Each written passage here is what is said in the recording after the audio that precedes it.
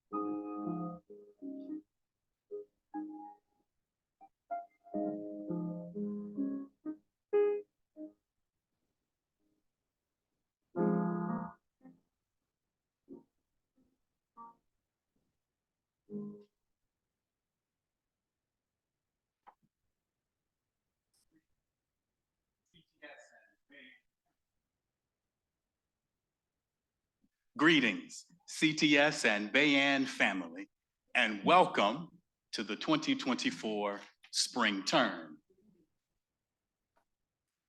Earlier this week, I had the opportunity to review an earlier version of a CTS mission statement, and it blessed my soul. While we have revised our mission statement in wonderful ways over the years, in the earlier part of this century, here is what we said about CTS. CTS shall be an international force in the development of religious leadership to transform the world toward greater justice and mercy. An international force. Having read that, I began to reflect on the wonderful ways that CTS is already tangibilitating that aspirational statement. It became very real to me earlier this year when we were in orientation, and quite literally, there were student leaders speaking to us from a variety of time zones all around the globe. CTS shall be an international force towards greater justice and mercy. We are tangibilitating that because of the bold way that we have embraced various and diverse platforms for learning, enabling our sacred community to again transcend boundaries. And in a profound way, we are already an international force because of our world-class faculty, staff, students, alumni, board. And today, we hear from a beloved sibling and colleague, Professor Zachary Moon, whose work is providing trailblazing paths in the training of chaplains and many others who are engaged in moral leadership, especially in dangerous times. And I wanted to note in particular our appreciation for the voice that he is bringing to military units and helping to think about the training of military chaplains.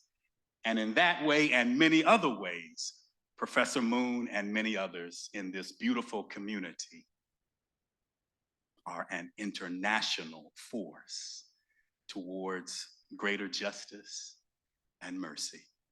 What a delight to gather today in fellowship and in peace. Welcome to the 2024 spring semester.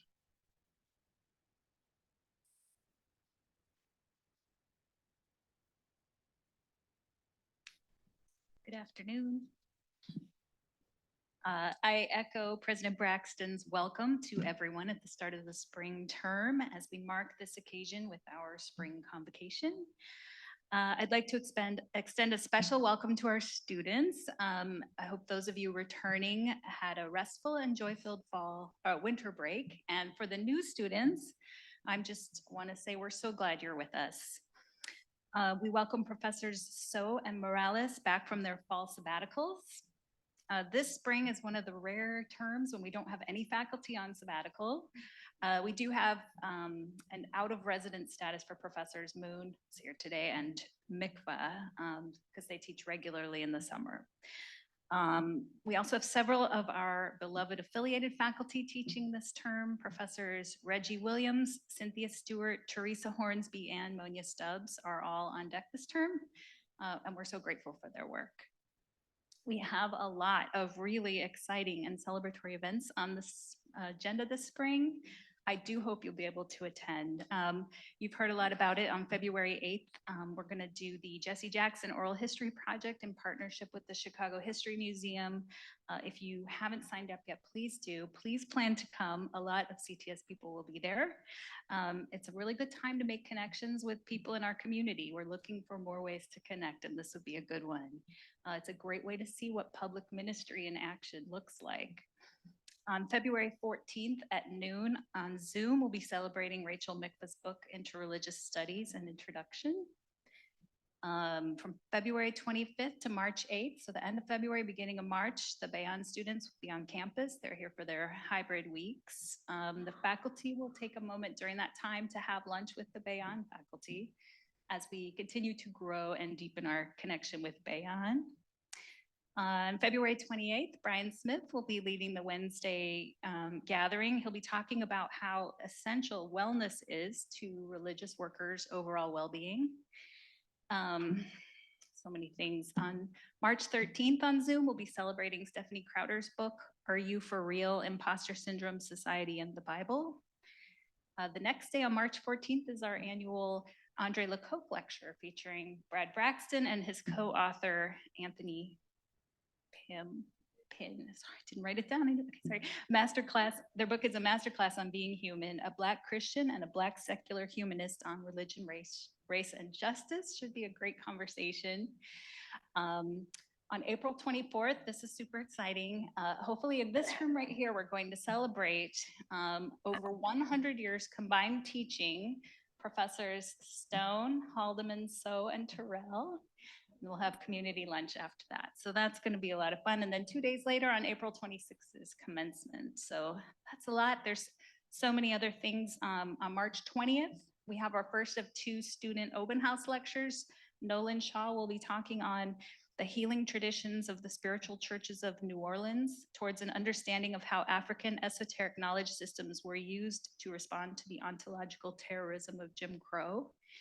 And on April 17th, we have another one with Aisha Subhan, and she's talking on Towards Life, Liberation, and Light, a feminist, womanist reading of a mystical community in Palestine. So those are really exciting. And also, if you're not here for one of those noon Wednesday things, there's Story Theology, which has a really cool lineup this spring. They're going to take place, I think, every other Wednesday when something else isn't happening. And there's a lot of interesting topics, including when the Bayon students are here, there's going to be an open mic, which is really a cool idea. So I encourage you to come to as many of these as you can. Events like these are where we can form the bonds of friendship and camaraderie that help us form us as a community and bring us together. They also showcase the incredible work that stems from members of our community, and we can all be proud of this great group that we're a part of.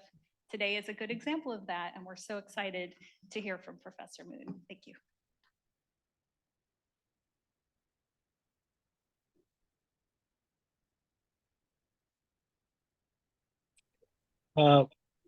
I've been tasked with the opening prayer, and I will lead us in a prayer that I have adopted from St. Anselm of Canterbury. Join your hearts and minds as we pray. Teach us to seek you, and as we seek you, show yourself to us. For we cannot seek you unless you show us how, and we can never find you unless you show yourself to us. Let us seek you by desiring you, and desire you by seeking you. Let us find you by loving you, and love you in finding you. Amen.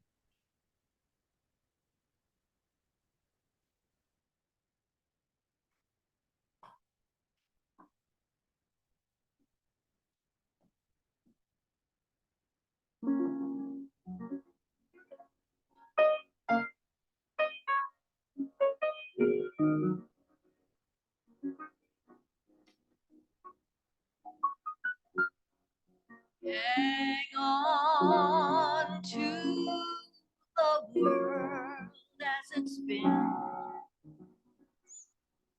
around.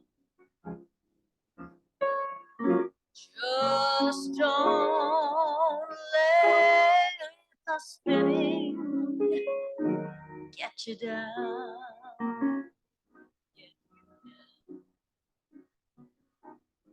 Things are moving fast. Hold on tight, and you will last. Keep your self-respect, your dignity, and yourself in gear. Keep your stride.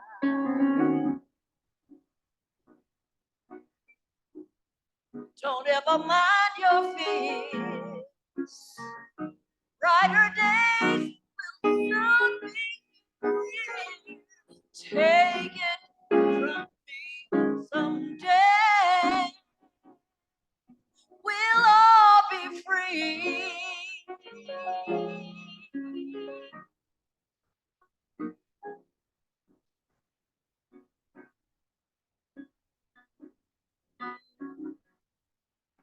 Hang on to love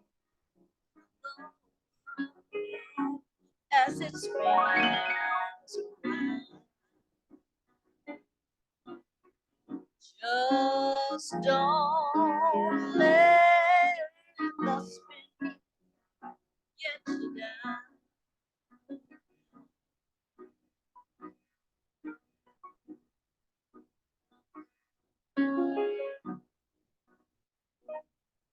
Hold on to your dignity and pride.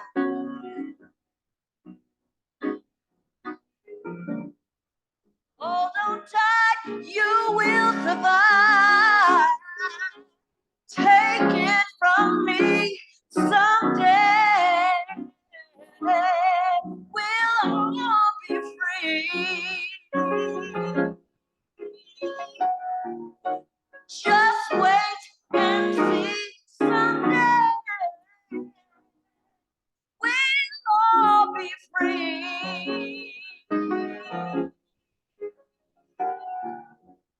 Just wait and see one day. We'll all be free.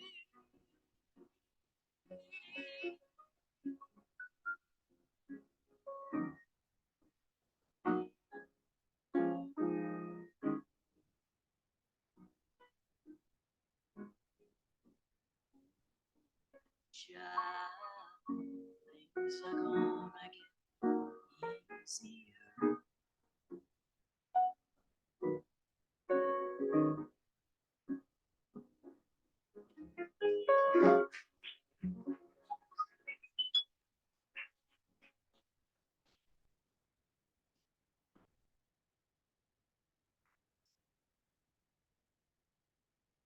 A reading from Audre Lorde.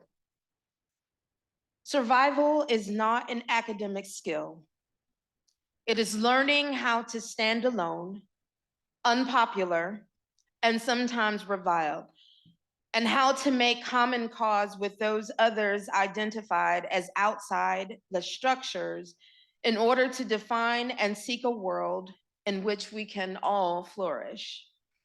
It is learning how to take our differences and make them strengths. For the master's tools will never dismantle the master's house. They may allow us to temporarily beat him at his own game, but they will never enable us to bring about genuine change. And this fact is only threatening to those who still define the master's house as their only source of support.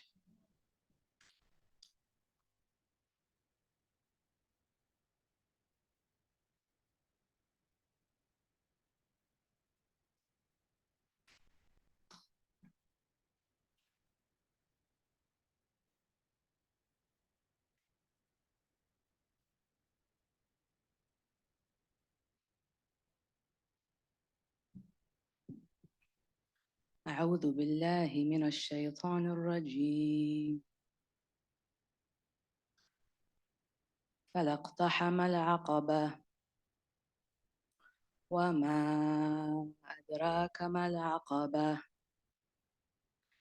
فك رقبة أو إطعام في يوم ذي مسغبة يتيما ذا مقربة أو مسكينا ذا متربة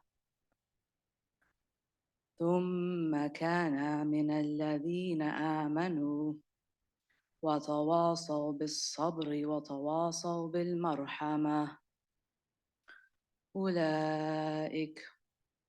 أولئك أصحاب الميمنة. صدق الله العظيم. I'm going to read a translation of those verses. It's customary that the one reciting and the one listening at the end would say something like, "Indeed, Allah has spoken the truth." I invite you all, if you feel that you want to do that, you can join me in that at the end. This is from Surah Al-Balad, Surah number 90, verses 12 through 17. And do you realize what is this deep road? It is freeing of a human being from bondage, or offering food on a day of starvation to an orphan who is a relative, or to an indigent person who is down in the dust, all the while being of those who believe and who exhort one another to persevere in faith with patience, and who exhort one another to mercifulness. Indeed, Allah has spoken the truth.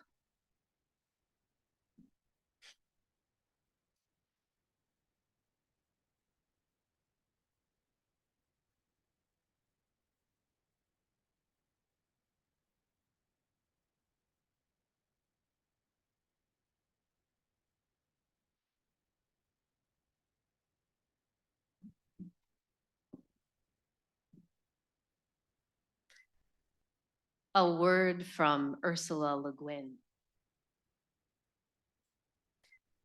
The exercise of imagination is dangerous to those who profit from the way things are, because it has the power to show that the way things are is not permanent, not universal, not necessary.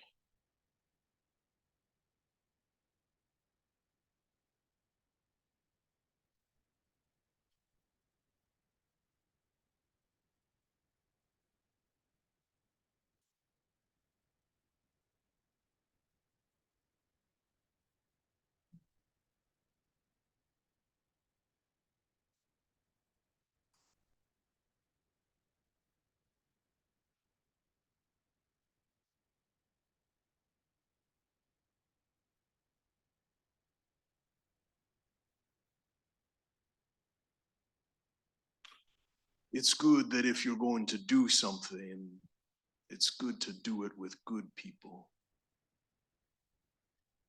And I'm grateful for all of the good people here trying to help us to do a good thing.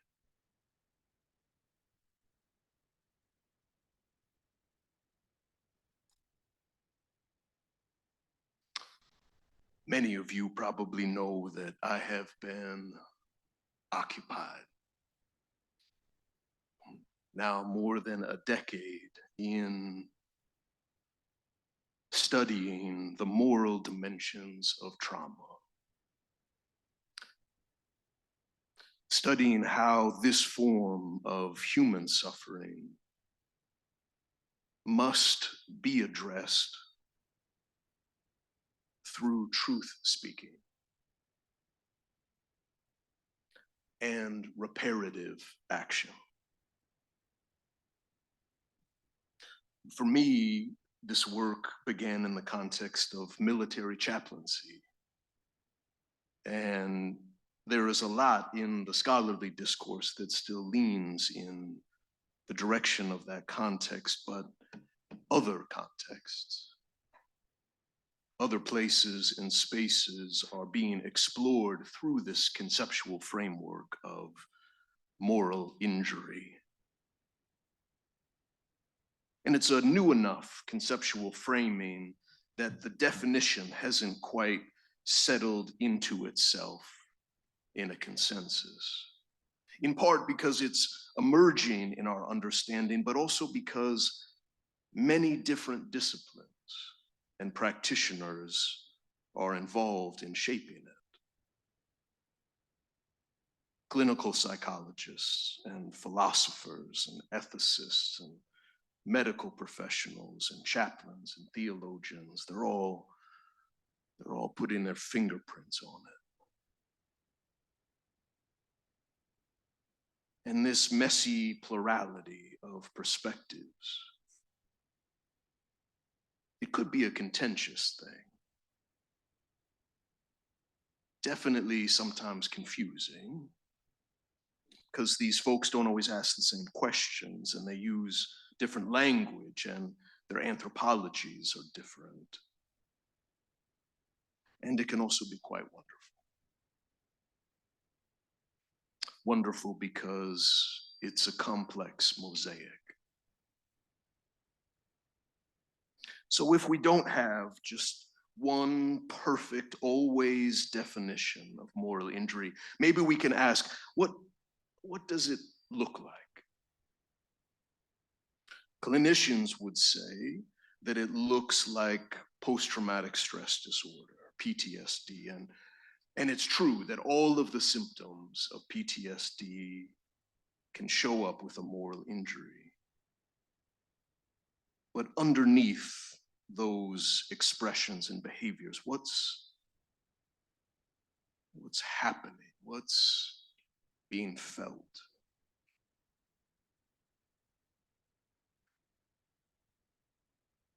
We need to look for anger.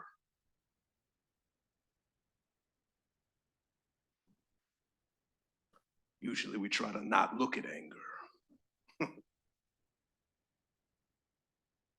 Usually we tell anger to go into hiding and come back when it ain't angry anymore. But we need to look for anger. The anger that comes with moral trespass and moral transgression. That's the anger that gets generated by a sense or a knowledge of responsibility. My responsibility, or your responsibility, or their responsibility.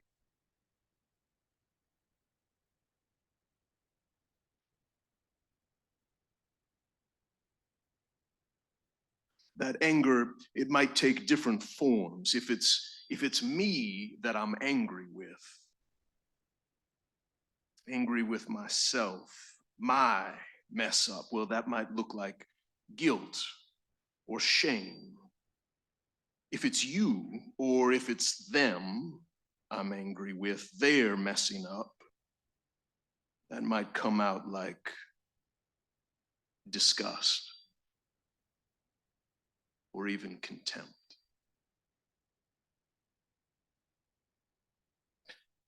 Might be a little bit of anger causing a little bit of distress. Might be a lot of anger causing a lot of distress. If you see rage,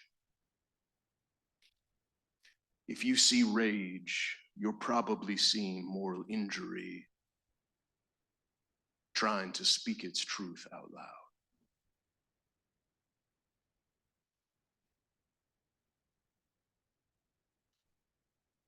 Institutions are often responsibility-thick environments. And here I would include in our thinking, when I say institutions, I'd include our families, our institutions, our workplaces, our faith communities. These institutions are keepers of our values and our beliefs, And they are usually full of our most meaningful and formative relationships. So our sense of moral orientation is held by these institutions. So when distressing situations or events arise in those spaces, our experience can be intensified because they're important.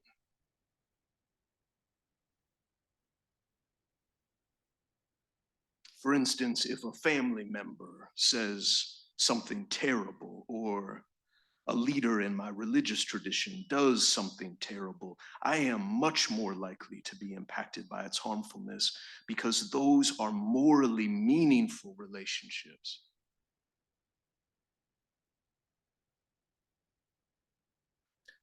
A lot of trauma gets dealt with through a medical or clinical approach, but these moral injuries can't be sufficiently or totally addressed through these kinds of pathways.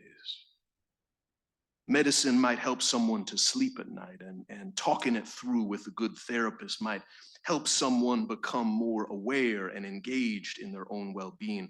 But we don't get over moral injuries with a good night's sleep or more emotional awareness. Recovering in the aftermath of morally injurious events and conditions is going to require confrontation toward reconnection and reparative action toward a more morally just world.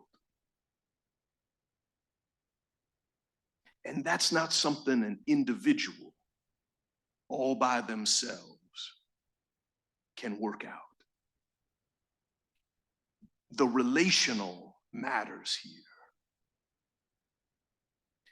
Recovery necessitates collective action. Some of you will understand this all too well, but when you spend a lot of time thinking about something, it just starts coming around all the time.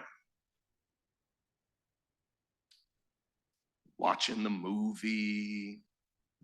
Oh, do you see the moral distress here in the story?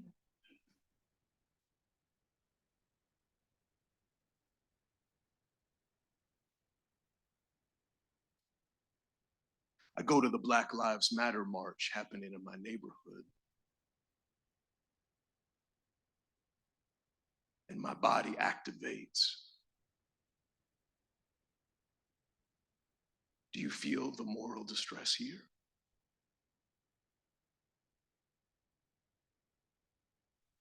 And I go with colleagues and students to Israel and to Palestine, and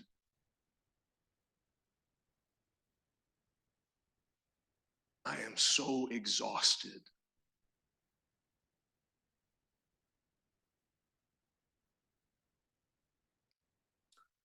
by how much moral injury is inhabiting the land.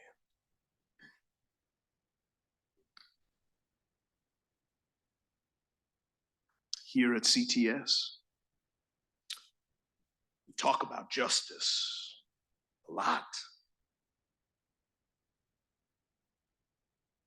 Anywhere there is an unsatisfied demand for justice, you will find moral stress. But hear me, you will find it not because it's a pathology that needs to be medicated and therapeuticized, but because moral stress is the natural reaction to moral violation, to moral transgression, to injustice in any form.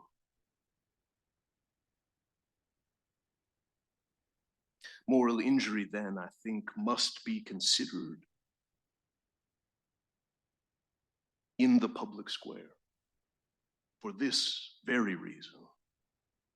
Because moral is not and never will be an individual matter, but a relational one, and therefore inescapably political and economic and public in its significance. Rather than treating moral injuries as a variation of PTSD, moral injuries would better be addressed as public health crises which have gone viral because of the injustices that persist and torment and deal death in our homes and our cities and around the world,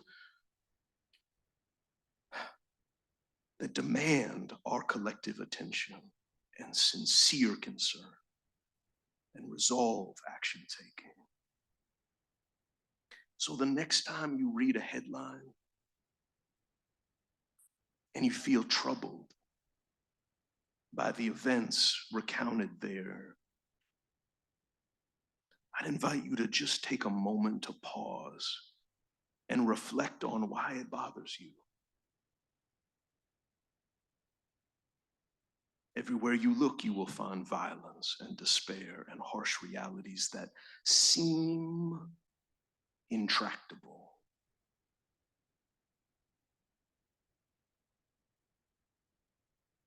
But then why don't I feel callously resigned?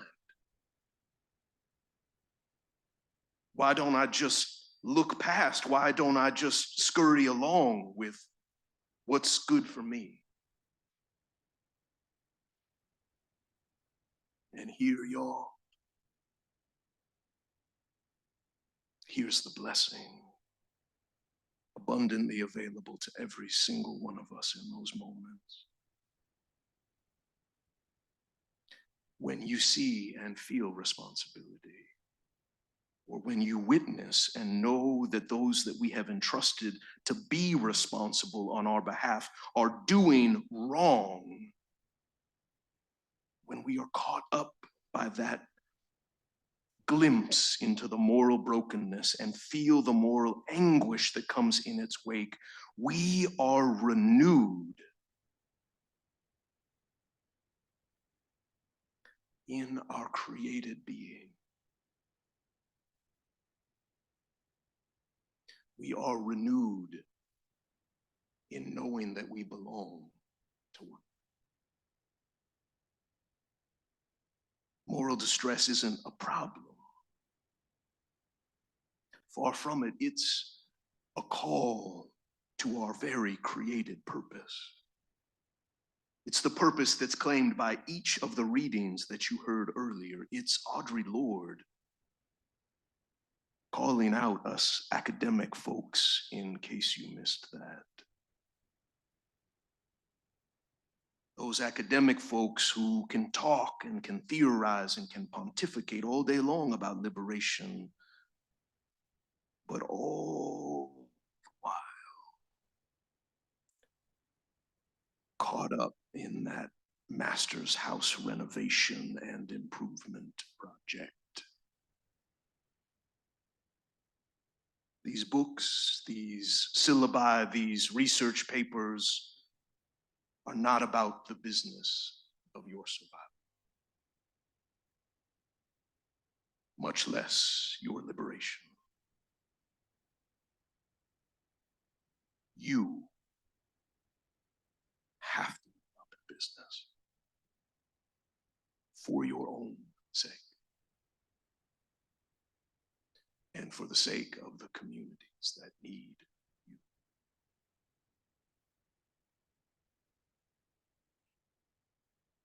I'll save you some trouble. You will never, not once, find an example in which an institution and its functions of systematized power will receive your demand for freedom with anything other than denial. The master's tools, every form of institutionalized power, will grant you only these: weariness, weariness unto resignation, isolation, alienation, conformity to always going to be this way. And to the degree that your soul cries out, no, indignant, who among you, if your child asked for bread, would give them a stone?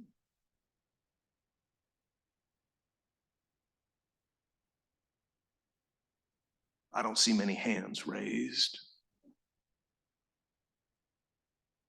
Then why do we accept these institutions feeding us stones all day long? Some part of us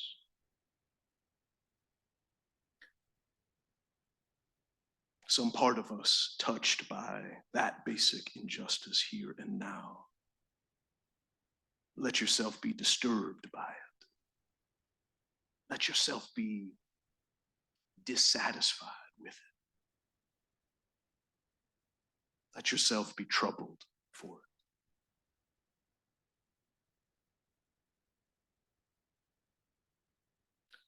it. And then meet me in that beautiful passage from the Quran. Every time I hear it calling us to action, and right there in the midst, these words of concern for an orphan who is a relative.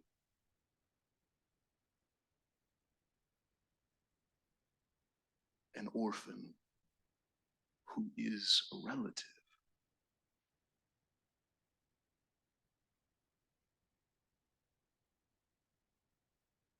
To be orphaned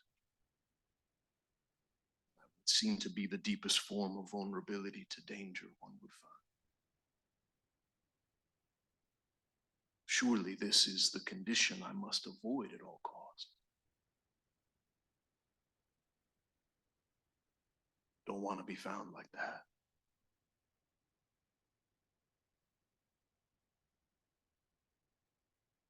And then here is the turn. Here is the liberation that cannot be overcome by danger of abandonment. This orphan who is a relative.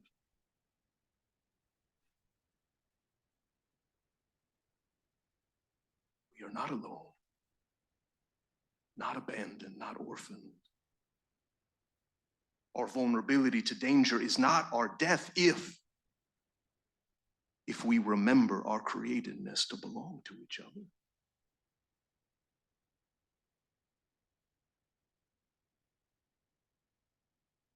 When we break that covenant, we can make ourselves orphans. We can cut ourselves away from relatedness. Fear does this to us. Afraid to look stupid. Afraid to make mistakes.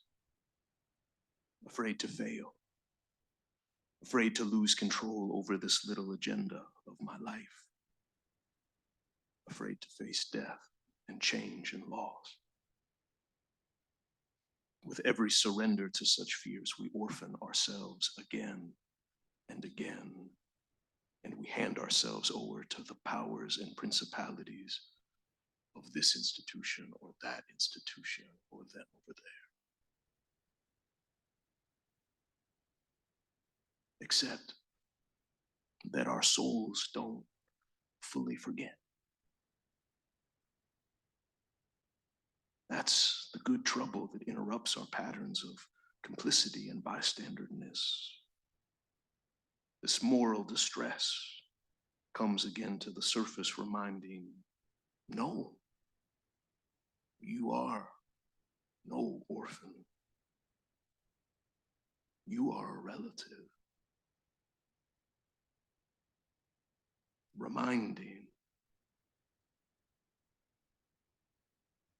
that one left outside, that one dehumanized, that one laying dead in the streets in Chicago or in Gaza is no orphan to us.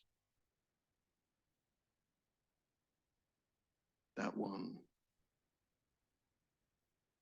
is our relative. And we will not know relief and peace in our souls as long as our relatives are suffering.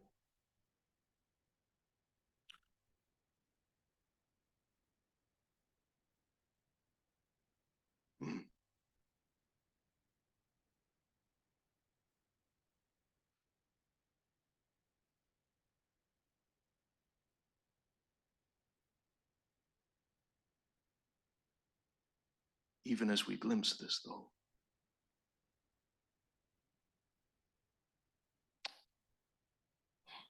those learned ways of thinking, those oppressive patterns and messages, they come so quickly now. They grow more intense the closer we are to naming and claiming our relatedness. It is oppression that says, it's always been that way. It's always going to be that way. It is what it is. Oppression says, you go get you some of those master's tools, then you'll have some power. Oppression says,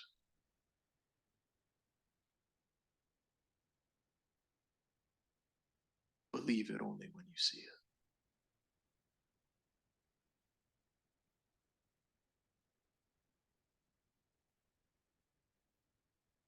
That's where we get stuck.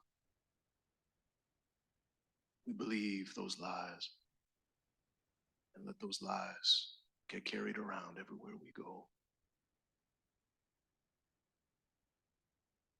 That's why those beautiful words of Ursula Le Guin are such a timely message.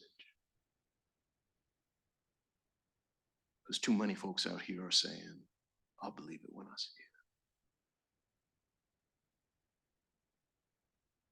But that saint says to us,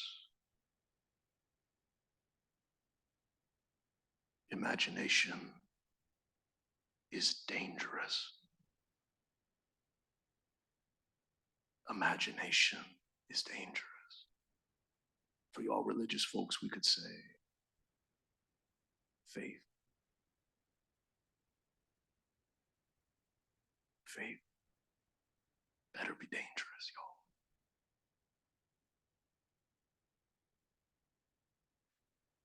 It's dangerous to those who profit from the way things are. That includes us too. Some of us are paying bills like that. It's dangerous to those who profit from the way things are because it has the power to show that the way things are is not permanent,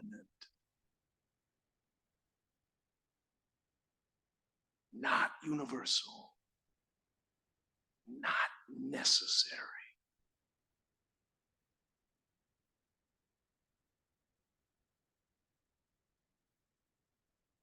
The only orphan you will ever be is the one you are when you cease to imagine. The only orphan you will ever be is the one you are when you cease to imagine. Every moment we turn toward each other and open ourselves vulnerably to each other's being and see each other in our relatedness.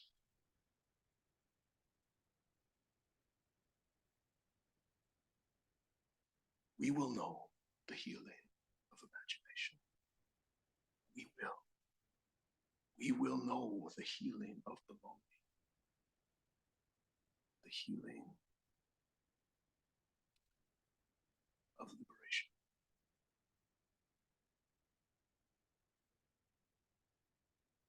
May it be so.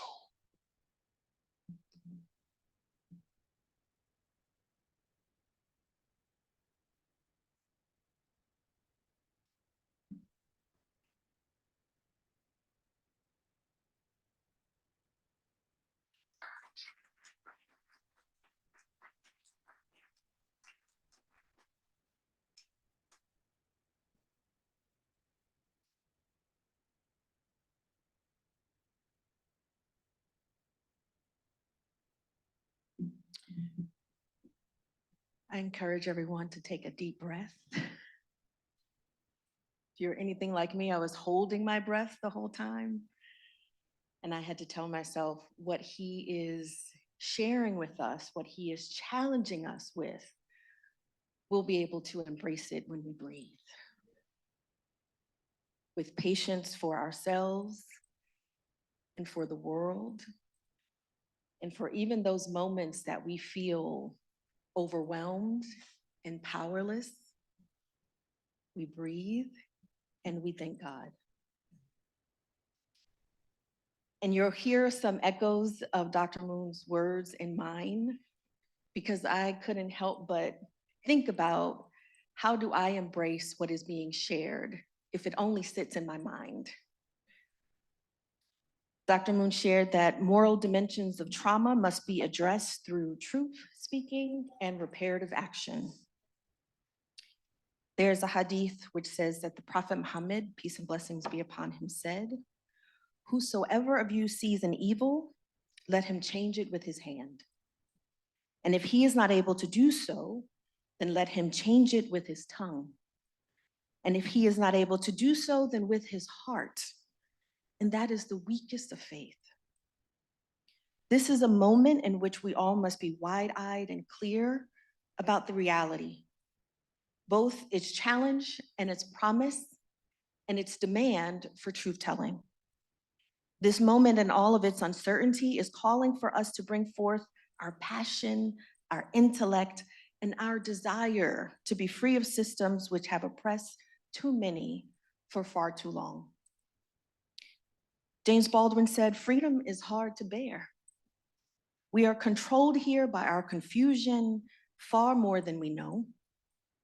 And the American dream has therefore become something much more closely resembling a nightmare on the private, domestic, and international levels. Privately, we cannot stand our lives and dare not examine them." Breathe. Domestically, we take no responsibility for and no pride in what goes in our country. And internationally, for many millions of people, we are an unmitigated disaster.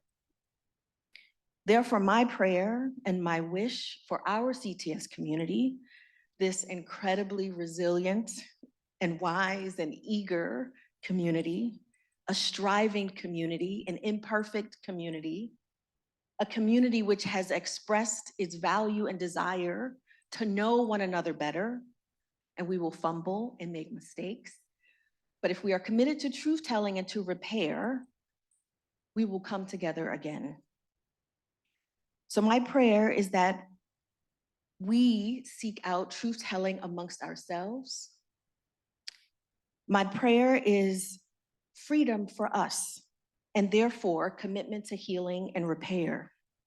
Freedom from fears, biases, insecurities, freedom from the master's house, freedom from isolation, freedom to cry out no, freedom to reject stones, freedom to be disturbed and dissatisfied, to be troubled. This is what Dr. Moon reminded us. Freedom to give ourselves permission to think beyond what has frightened, demoralized, or caused despair. That we seek to be free of all that which has weighed this country down, our spirits down, that we seek to be free of white supremacy and all the isms which support this cruel and dehumanizing system. So I call on the names of God to help us seek this freedom. Ya Wadud, Ya Rahman, O loving and merciful God. Ya Khalik, Ya Razak, creator and sustainer of all the worlds and of all that is or will ever be, we give thanks to you as we recover from morally injurious events in this world, the events that we are now living in. We ask you to fortify us. May God always guide our steps towards faith and resilience.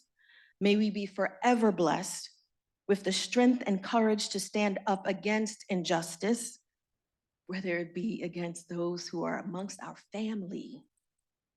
May the Creator grant us the patience to persevere in the way of truth, even when, especially when, we feel overwhelmed by the arrogance and obstinance of inequity and hate. May we feel and allow anger in the face of moral transgression.